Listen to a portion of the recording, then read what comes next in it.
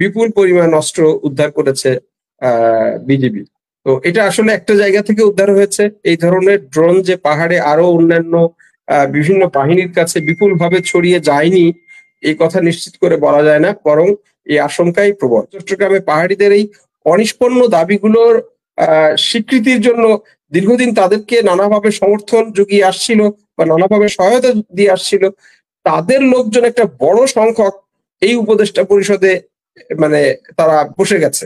যে প্রতি বিপ্লবের যে চেষ্টাগুলো হয়েছে, সেই প্রতি বিপ্লবের চেষ্টা যেমন সমতলের মধ্যে যে সমস্ত ফ্যাসিবাদী সরকারের নেতাকর্মীরা বা ফ্যাসিস্ট সরকারের নেতাকর্মীরা তারা যেভাবে চেষ্টা চালিয়ে যাচ্ছে, তাদের লোকজন কিন্তু পাহাড়েও আছে।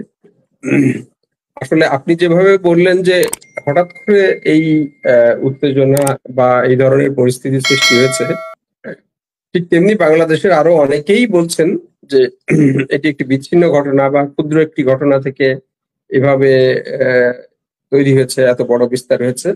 আমি বিষয়টাকে এভাবে দেখি না। আপনারা যারা আমার ফেসবুক আছেন বা ফলো করেন তারা দেখবেন যে জুলাই বিপ্লবের পর থেকে আমি নিয়মিতভাবে সোশ্যাল মিডিয়ায় আমার ফেসবুক পেজে লিখে আসছিলাম যে পার্বত্য চট্টগ্রামের পরিস্থিতি খুব দ্রুত অশান্ত হবে, এবং এই যে মানে জুলাই বিপ্লবের পর প্রতিনিয়ত আমরা একটার পর একটা কোনোদিন আনসার হয়ে ফিরে আসা, কোনোদিন বিচারপতি হয়ে ফিরে আসা, কোনোদিন শিক্ষক হয়ে ফিরে আসা, আজকে বায়তুল মুকাররমে দেখা গেল যে কিছু মুসল্লির বেশে কিছু লোক ফিরে আসলো।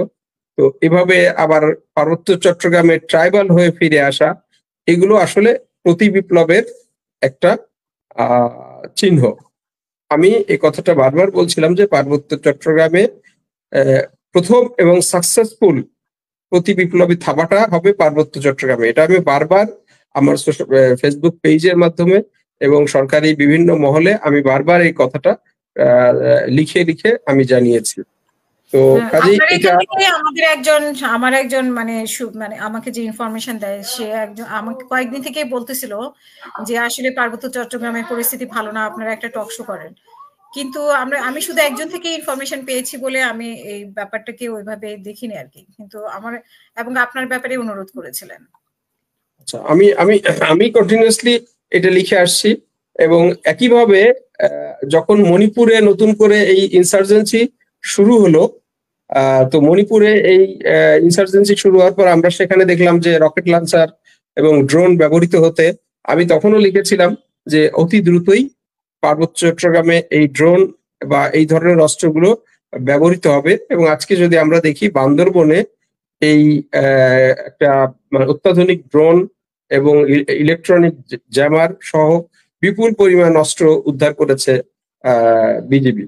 তো এটা আসলে একটা জায়গা থেকে উদ্ধার হয়েছে। এই ধরনের ড্রোন যে পাহাড়ে আরো অন্যান্য বিভিন্ন বাহিনীর কাছে বিপুলভাবে ছড়িয়ে যায়নি এই কথা নিশ্চিত করে বলা যায় না, বরং এই আশঙ্কাই প্রবল।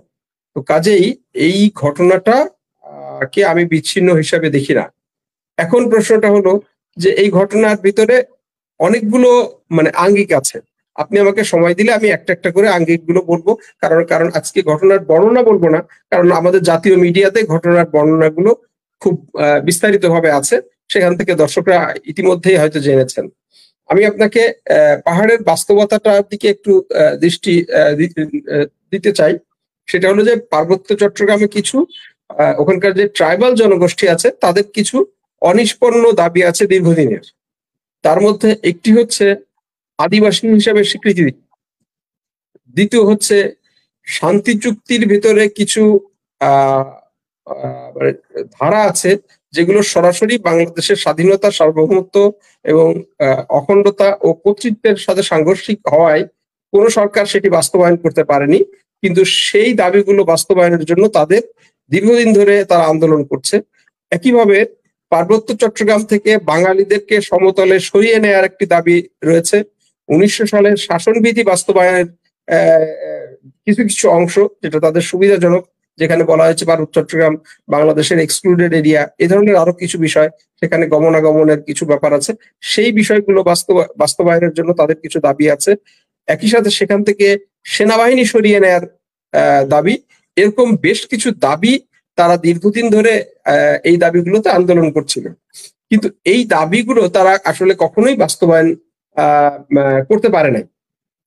এবং তাদের এই দাবিগুলো বাস্তবায়নে বা তাদের এই দাবিগুলো তুলে ধরার ক্ষেত্রে বাংলাদেশে যে সমস্ত পশ্চিমা দূতাবাস আছে, সেই দূতাবাসগুলো এবং সেই দূতাবাসের কূটনৈতিকরা এবং সেই দূতাবাসের সাথে সংশ্লিষ্ট বিভিন্ন দাতা সংস্থা এবং এনজিও গুলো বিভিন্ন সময়ে পৃষ্ঠপোষকতা, বিভিন্ন ধরনের সহায়তা এবং সমর্থন দিয়ে আসছিল। তো এই যে আমরা যখন দেখি, এবং এই দূতাবাসগুলোর ফান্ডেড যে বাংলাদেশের যে লোকাল এনজিও গুলো আছে, তারাও এই আন্দোলনে সহায়তা করে আসছিল। তো আমরা দেখলাম জুলাই বিপ্লবের পরে যে সমস্ত এই যে নতুন একটা সরকার গঠিত হলো, এই সরকারে ওই এনজিওর সাথে যারা যে সমস্ত এনজিও পার্বত্য চট্টগ্রামে পাহাড়িদের এই অনিষ্পন্ন দাবিগুলোর স্বীকৃতির জন্য দীর্ঘদিন তাদেরকে নানাভাবে সমর্থন জুগিয়ে আসছিল বা নানাভাবে সহায়তা দিয়ে আসছিল, তাদের লোকজন একটা বড় সংখ্যক এই উপদেষ্টা পরিষদে মানে তারা বসে গেছে, এবং তাদের মুখ থেকে আমরা অহরহ আদিবাসী শব্দের উচ্চারণ দেখতে পাচ্ছি। তো সেই কারণে পাহাড়ের ট্রাইবাল জনগোষ্ঠীর মধ্যে এক ধরনের বিশ্বাস বা আত্মবিশ্বাস অথবা প্রতীতি জন্মেছে যে তাদের এই অনিষ্পন্ন দাবিগুলো বাস্তবায়নের এখনই মোক্ষম সময়, এবং এখন তারা যদি সরকারকে চেপে ধরতে পারে, দেশটাকে অস্থিতিশীল করে সরকারকে বেকায়দায় ফেলতে পারে, তাহলে হয়তো সরকার এই দাবিগুলো বাস্তবায়ন করতে পারে। এবং সে কারণে আমরা, আপনার খেয়াল করবেন, বের কয়েকটা দিন আগে, আমি ঠিক এখন এটা মনে করতে পারছি না, আপনার মার্কিন দূতাবাস বাংলাদেশে জুলাই বিপ্লবের সময় বাংলাদেশে মার্কিন নাগরিকদের ভ্রমণে যে সতর্কতা জারি করেছিল, সেই সতর্কতা যেদিন তুলে মানে এটাকে শিথিল করলো, একই সময়ে তারা পার্বত্য চট্টগ্রামে আবার এই সতর্কতা জারি করলো শক্তিশালী ভাবে, যে মার্কিন নাগরিকদের পার্বত্য চট্টগ্রামে ভ্রমণের ব্যাপারে। অর্থাৎ তার মানে হলো যে এটা হঠাৎ করে কোনো ঘটনা না, এই ধরনের একটা ঘটনা ঘটতে পারে, এটি এখানকার মার্কিন এম্বাসি বা তার সাথে জড়িত লোকজন তারা আগে থেকেই অনুমান বা আন্দাজ করতে পেরেছিল, যেভাবেই হোক। তো অর্থাৎ এই যে বিষয়গুলো ঘটেছে, এরা এক সরকারকে বেকায়দায় ফেলে তাদের এই অনিষ্পন্ন দাবিগুলো বাস্তবায়নের জন্য একটি চেষ্টা তারা করছে। এইটা তারা পাহাড়ি বাঙালি দাঙ্গা বাঁধিয়ে, এটা হলো তার একটা কারণ। আরো কিছু কারণের দিকে আমি আপনাকে বলতে চাই। দেখেন, এই যে আমরা শুরুতে বললাম যে প্রতিবিপ্লবের যে চেষ্টাগুলো হয়েছে, সেই প্রতিবিপ্লবের চেষ্টা যেমন সমতলের মধ্যে যে সমস্ত ফ্যাসিবাদী সরকারের নেতাকর্মীরা বা ফ্যাসিস্ট সরকারের নেতাকর্মীরা তারা যেভাবে চেষ্টা চালিয়ে যাচ্ছে, তাদের লোকজন কিন্তু পাহাড়েও আছে। তো সেই লোকরা যে পাহাড়ে চেষ্টা করছে না, এটা ভাবার কোনো কারণ নাই, কারণ সেখানকার 3 জন এমপি গত কয়েক বছর ধরে টানা আওয়ামী লীগের ক্ষমতায়, তো তারা এখন পালিয়ে আছে। তাদের ভূমিকাটা এখানে কি? তাদের নেতাকর্মীরা এখানে কি করছে? তাদের নেতাকর্মীরাই যে বাঙালিদের মধ্যে বাঙালি সেজে, পাহাড়িদের মধ্যে পাহাড়ি সেজে, মানে একটা পাহাড়ি বাঙালি দাঙ্গা বাঁধানোর জন্য কাজ করছে না, এটা খতিয়ে দেখা খুব অত্যন্ত জরুরি। একই সাথে আরো একটা বিষয় ভাবা দরকার, সেটা হলো যে আওয়ামী লীগের 30% ভোট আছে বাংলাদেশে, কম বেশি কখনো উঠা বসা মানে কম বেশি হয়। তো এই 30% ভোট যদি আমাদের উপদেষ্টা পরিষদের বিভিন্ন সদস্যদের কথা মতে আগামীতে যদি আওয়ামী লীগ এই মানে মানে ইলেকশন না করতে পারে, তাহলে এই 30% ভোট পাহাড়ে তাদেরকে কিন্তু টানার একটা ব্যাপার আছে। লোকাল যে সমস্ত মানে সন্ত্রাসী গোষ্ঠী আছে, ট্রাইবাল সন্ত্রাসী গোষ্ঠী লাইক ইউপিডিএফ, জেএসএস এবং অন্যান্য গোষ্ঠী যারা নির্বাচন করে, তারাও কিন্তু এই যে পাহাড়ের জনপ্রিয় ট্রাইবালদের মধ্যে যে জনপ্রিয় দাবি, এই দাবিকে উস্কে দিয়ে এই ভোট টানার একটা চেষ্টা তাদের ভিতরে রয়েছে।